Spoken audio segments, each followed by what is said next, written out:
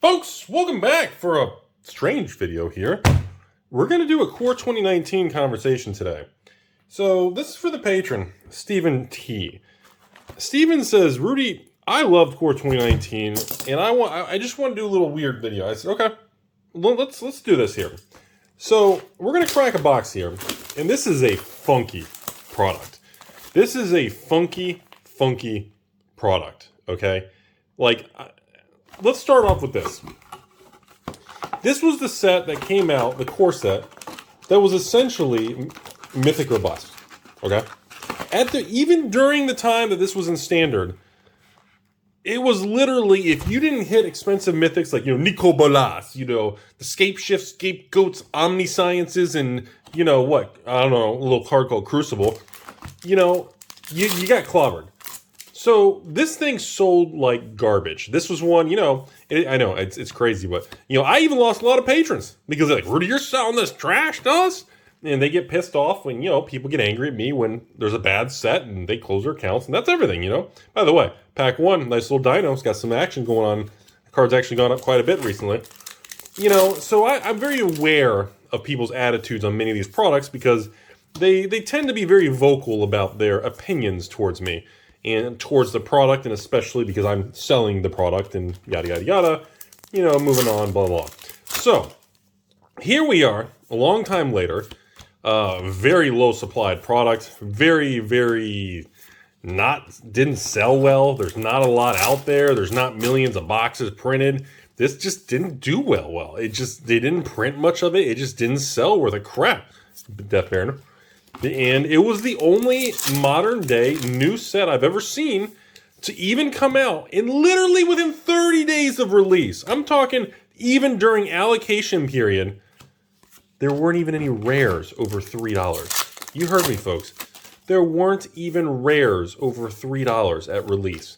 It was the weirdest thing, Dark Dweller. So, now that we fast forward, expected values in like TCG mid, TCG market is going to be 80s, maybe 90s, maybe 100. Nothing dramatic. Alpine Moon, infamous little spec card there. And of course, most of the value of this product, to this day, years later, remains in the Mythic slots. On top of that, some interesting things have developed. And we see this on products that tend to not be opened much. We have uncommons in the set, actually worth $3 to $4 a card. There are multiple, I think there are 2, 3, or 4 uncommons that are over $3 a card in near mint condition. Yeah, I know. Very strange rebuilding in a foil common. So you start to see strange market events happen because of, well, what happened when the product was new. And you start to see side effects long term, which is usually expensive uncommons, which should never usually be a thing. And you start to see cards that do weird things and move in weird directions because of it. So, anyways, my overall opinion of this product is I actually think, again, I still liked Core 2019. Hey, Sarkum! Good old Fireblood coming through Mythic #1, foil uncommon. I still think it's a decent product. And I'm not going to lie, though, I think it's not the greatest core set. Core 2020, which is funny, because, on the backs of how Mentor the Meek, on the backs of how bad Core 2019 did, Core 2020 was tweaked, very obviously. Made a left, very nice common. Hey, Stitcher Supplier, one of the better uncommons. That might be one of the expensive ones. Well, Core 2020 came out, and Wizards overcompensated, and that's why we have Core 2020, a newer core set, actually doing better and more sought after than the older. Hey, Master, this is actually now, okay. This is one of the rares. It's actually worth a couple dollars now. I mean, years later. So you saw Wizards' adjustment because of what happened with Core 2019. You see the adjustment with 2020 because Core 2020 is arguably one of the best core sets ever made in modern times. It is so ridiculously good that it's outperforming, the older sets. It's more sought after. The demand blew out. It was a hot seller from day one, even when I was carrying the product. And I was, I think Psychic Corrosion, isn't that one of the $3, $4 uncommons? It might be. It looks familiar. Nice little elf action. So it's interesting to see when Wizards knows a product is weaker or not as good as it should be. It's interesting to see the adjustment the following year. And, ooh, beautiful looking cancel. God, the quality of the set, though, the colors and everything is, boy, it's very well done. Not seeing a lot of issues. Very good print quality. Very, very nice. Hey, Gigantosaurus, also known as the Gigasaurus. Nice little 5-drop, 10-10 craziness in the shenanigan world. So that's the biggest thing. I just want to tell the story to make sure people are aware of some of the history. Make a stand, great uncommon. And hey, the old Leech, that was the M12 or M13? I think it was an M13 reprint. I remembered that card, my mass box opening years ago. So it's interesting to always see, you know, no matter how nobody can acknowledge and Wizards can't acknowledge, oh, I love the artwork on her. She looks epic, man. She looks like a powerhouse. You know, they can't acknowledge the secondary market and everything, but you can tell Wizards does acknowledge it, but just not verbally. You can tell based on their actions. And, hey, Reliquary Tower. Oh, that's probably one of the $3-4 uncommons. Oh, Lily. Very nice. So, by the way, just going to go back to this box opening now. Steven, so far, I'm going to be honest with you. This is not a good box opening, man. Amulet Safety. I mean, we're down to the last 12 packs of this video here, and we've got one Mythic. We've got no Crew. We got no Crucible. We got no flipping Nico Bolas. Like, where are all the Mythics, man? Ah, see? That's what I had to do. I had to complain. Palladium Wars. Another one of the old Elder Dragon legends. Mythic number 2. So you're supposed to average 3 to 4 Mythics in a box, and that's 2. I was like, can we please get back to the average? Terror of Kalisisma, Foil Island. So anyways, it's funny because, you know, remember, Core 2019, if you look at the dates, is actually 2018. So again, this was 2018 Magic the Gathering. And I'll be very blunt with everybody out there. Isolate. 2018 new Magic was not a good time. Okay, for those of you who weren't around, let me end this video on another important aspect for people who weren't involved in 2018 of Magic the Gathering. Okay, that was 4.5 years ago. Okay, and 4 years ago, new Magic was just disastrous. Stores were going out of business. Every new set was coming out. This was Iconic Masters 25 era.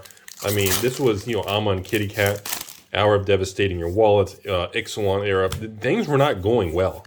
Okay, hey, War Leader. This is one of the rares. Actually, it's held up pretty good. Of course, why not, right? Good old cat tribal. Yeah, never mind. Don't those cat tokens he makes have lifelink? Yeah, that's why. So, you know, Cleric, you know, life gain combo, stupid stuff. Okay. You know, I just like to say, hey, Chromium, there we go. Oh, look at our foil rare. One of the best rares in the set, the old Sasa Master for the foil rare and a second Elder Dragon in the close. So we got Chromium and Palladium Wars. No Nico Bolas, but hey, not bad. Okay, that's a nice little recovery in the close. And a nice little wand there. So I like to tell these stories because nobody remembers this stuff. Like, these stories they get lost in history, folks. And Vivian. And, you know, nobody really, like, when you see conversations of people talking about speculating or boxes or value, hey, Vivian coming through, Planeswalker number 2. We actually came out with a 4 Mythic box. How we came with a 4 Mythic box when the whole box had no Mythics? Right in the close. What a swing. Another Psychic Corrosion. I think it's an expensive one. And, oh my god, look at that. Last pack in the box. Look at that. Mythic number 5. 5 Mythic box. I know.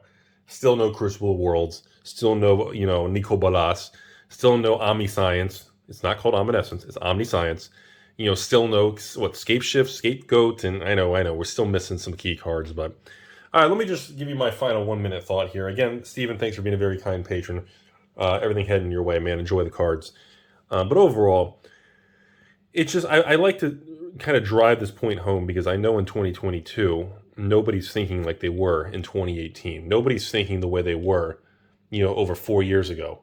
Because over 4 years ago, you know, you guys need to understand, like when I made a comment at the beginning of this video about, oh yeah, even when I was selling this product, I mean, you know, people were just closing accounts, rage quitting against Rudy and patrons, or, oh God, garbage. This was peak. You know, Rudy slinging new Magic garbage attitude. Peak.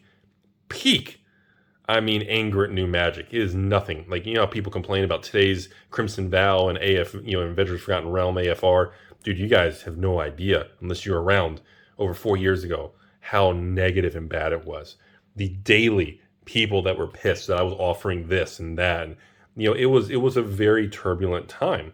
And it needs to be reinstated that when you guys are seeing, Core 2019 boxes over 100 and Core 2020 boxes at 150 plus and this and that, and all the, iconic Masters and Masters 25 are 250 plus and MSRP. And you guys, I just want to remind you all, that's not what happened at release. At release was bad. It remained bad for the entire 2017, 2018 into 2019. It wasn't until 2019 when we had all the Ravnicas and War of the Sparks and, Throne of Eldraine moving into modern times, when Magic really started doing a lot better. I mean, new Magic was not doing well, folks. These Ixalan sets and Hour of Devastating and the Core 19 and the Master sets, they were not selling good. It was not cool, bro. I mean, stores were dropping. I mean, distributors that were losing 20, 30% of stores carrying Magic. Things were bad. And now everyone's like, oh, yeah, look at these cool sets and everything. And I was like, the historical knowledge of what happened and these stories is so important and so relevant to today. To understand of the flows and the ebbs and the swings of the market. These are normal. And remember, everything's not supposed to just come out and skyrocket and that's it. This is normal. Things being cool or money being flat and prices not going up is calmer in the way it was supposed to be.